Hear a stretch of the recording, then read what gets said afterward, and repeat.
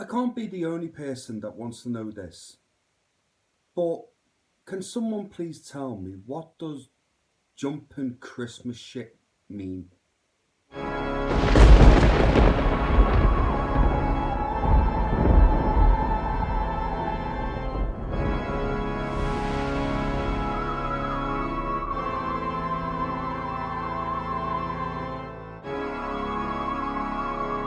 Hey guys, how is it all going? So, thank you so much for joining me for my Friday the 13th, part 4, the final chapter review, which you won't be surprised to know is not the final chapter whatsoever. I think there's another 6 movies after this one, 7 at a push. I'm just thinking off the top of my head. It's not the last one anyway. We got plenty more to dive into after this one. But luckily for us, we have new victims. Teenagers going to a camp where they shouldn't. And of course, you'd still go camping. I mean, over a few days, there's been multiple murders by a guy called Jason Voorhees. His body has disappeared from the hospital. So you'd still go, right? Ooh. Anyway, let's dive into part 4, not the final chapter. And I have to say, guys, straight off the bat, I'm not even going to dive into the plot because the plot is the same in nearly every Friday the 13th movie. If you've heard me describe the plot for part 2, part 3, that's the plot for part 4, right? Basically, all I will say is it continues on basically straight away from the end of part 3. So Jason's body is found in the barn at the beginning of this movie. He's been taken to the local hospital. He gets up because anyone that gets an axe to the face is fine. And he carries on his rampage. And that's what we love about these movies, and that's what we love about Jason Voorhees. And I will say this. Also, before I say this, I'm going to give a little shout out to Tony from Retro Movie Zone. How you doing, mate? You all right? I'm actually enjoying watching you talk about my reviews on the Friday the 13th series. So thank you for that. It's really nice to get your perspective on these movies as well. And you're close. You're very close to your prediction. I must say, you are very close.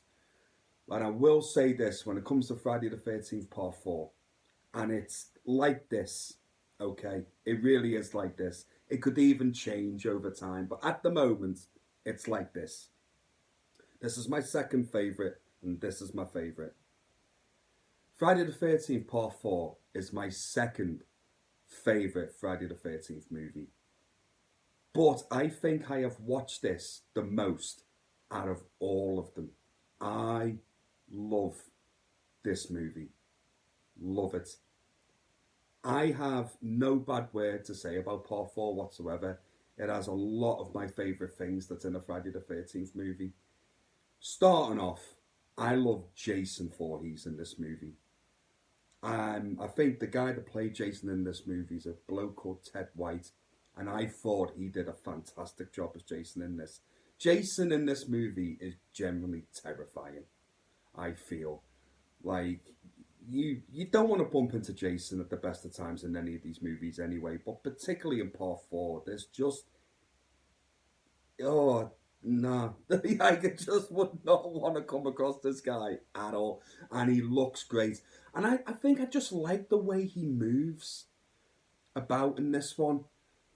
You know, he's very ninja-like in that house when he's bumping all them kids off. Me, how they don't like see him or come across him, I don't know.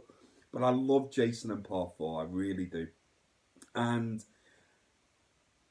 what you're not going to get a lot of in these movies is you get to know the characters a bit more than just being basically fodder for Jason to kill just to build a body count. But I really like the characters in Part 4, particularly. And outside of Jason, I think these are the two best characters in the whole series. I will go there. And it's Ted and Jimmy. I love them two in this movie. Like, they get giggles out of me in this movie, particularly, and we have to give a special shout out in this review to Crispin Glover. Right, guys, if there's anyone watching this review and you haven't seen any of the Friday the 13th movies and you're keen to get them started and see what they're like, when you hit part 4, you are going to be in dreamland when it comes to Crispin Glover, because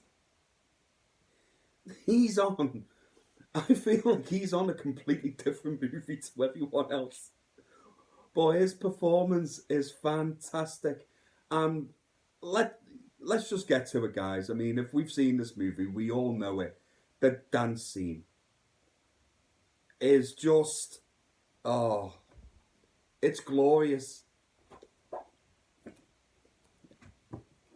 Like, what the fuck were you thinking?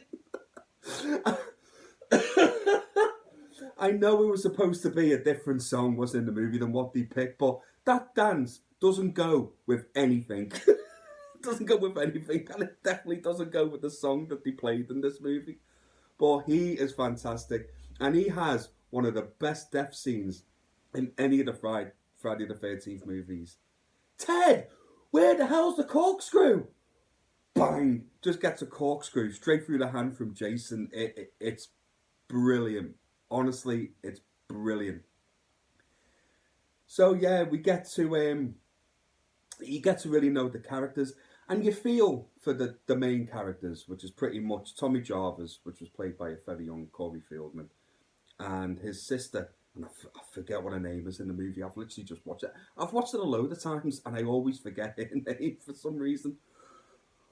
But I will say there's very strong performances all around. I don't think there's actually anyone weak in this movie at all. And Corey Feldman that plays Tommy Jarvis, I thought, for a child actor, I thought did a great job in this movie. I really did.